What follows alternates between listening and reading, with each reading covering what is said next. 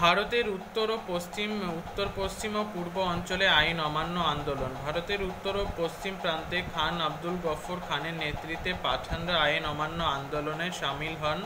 তারা ছিলেন অহিংস গান্ধীবাদী সংগ্রামী। তাদের সংগঠনটির নাম ছিল খুদাই খিদমতগার। লাল রঙের কুর্তা পরতেন বলে লাল কুর্তা বাহিনীও বলা হতো। গান্ধী অনুগামী হওয়ার সুবাদে আব্দুল গফর খান সীমান্ত গান্ধী নামেও পরিচিত হন। পেশোয়ারে ব্রিটিশ সেনাবাহিনীরা সিপাহী অহিংস আন্দোলনকারীর উপর গুলি চালাতে অস্বীকার করে। মণিপুরী ও নাগাদের মধ্যেও আইন অমান্য আন্দোলনে সাড়া জাগিয়েছিল। নাগা অঞ্চলে তরুণী রানী গিদালো ব্রিটিশ শাসনের বিরুদ্ধে বিদ্রোহে সামিল হন। ব্রিটিশ সরকার তাকে গ্রেফতার করে। 1930-এর দশকে মৌলানা আব্দুল হামিদ খান ভাসানীর নেতৃত্বে সিলেট, ময়মনসিংহ প্রভৃতি অঞ্চলে কৃষক আন্দোলন সংগঠিত হয়।